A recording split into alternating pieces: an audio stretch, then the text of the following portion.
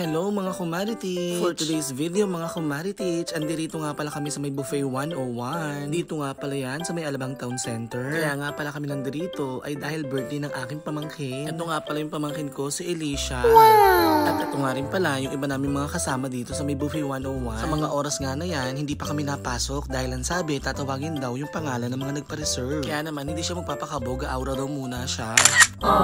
Arat na, pumasok na tayo sa loob mga kumaritich para maumpisahan na natin ang laban. Char! Para sa mga gustong kumain dito sa may Buffet 101, ito ang kanilang rate. Sulit na sulit talaga dito mga kumaritich. Wow! Unang spot, andirito tayo sa mga sushi. Meron din pala sila ditong station ng mga candies para sa mga bata. At para naman sa mga adult, sa mga gustong magkape, meron din sila rito. At para naman sa mga veggie lovers, meron din sila rito mga kumaritich. O diba? Ito naman pala yung station ng mga juice. Ang pinakagusto ko dito ay yung blue lemonade mga kumaritich. Kapag gusto nyo naman ng soft drinks, meron din dito. At sa mga mahilig sa beer, meron din yan dito mga kumaritich. At sa mga mahilig sa mga sweets, andirito yung kanilang mga iba-ibang cakes mga kumaritich. Dito rin pala sa station na to, ginagawa nila yung mga birthday cakes. Sa mga mahilig naman dyan sa siopaw, sa butchi, at kung ano-ano pa, meron din dito mga kumaritich. Para naman sa mga gustong pumutok ang batok, meron din dito. Char! Meron nga rin pala sila dito mga pizza. At yung pizza na nagustuhan ko dito ay yung maanghang. Nakalimutan ko kung anong pangalan. What?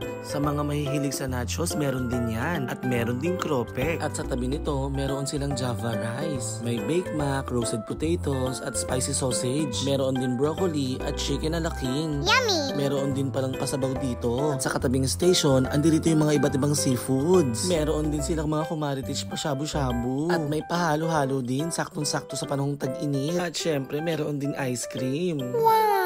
Sa mga gusto rin ng prutas, meron din yan dito mga kumaritich. Sa sobrang dami nga ng pagkain dito mga kumaritich, ikaw na lang talagang mahihilo kakaikot. At sa pag-ikot-ikot nga namin, meron din ditong station na may mga kinilaw. At pwede rin kayo ditong gumawa ng sarili ninyong mga salad dahil marami silang mga dressings. At sa patuloy na pag-ikot nga namin, nandito yung station para sa mga ulam. Hindi ko na sila matandaan mga kumaritich sa sobrang dami talaga. Basta ang alam ko lang, marami sila dito mga putahe. At dahil napagod ako kakaikot, kumuha na lang ako ng maiinom mga kumaritich. Kasama ko nga pala si Catherine Bernardora. At dahil dyan, tayo na't kumain. Hindi naman nalatang gutom na gutom ang inyong kumaritich, diba? Sige lang, ilamon mo lang yan. Sa dami ko nang iniisip, dumagdag ka pa. Curious talaga ako, hindi ko alam kung anong tawag dito. Enlighten me please. Char. Pero in fairness, masarap naman siya ha. Nag-iisip yan kung anong next na kakainin. Ano nga ba? O siya, kain ulit. Ito nga pala ang kakainin ko ulit for the second round. At di pa na kontento, for the shake pa ang kumaritich ninyo. Kampay, mga pasyoneya.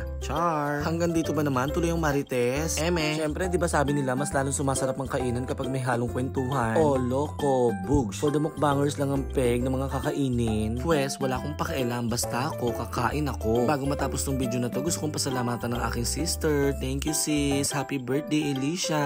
Salamat mga kumaritich. Bye!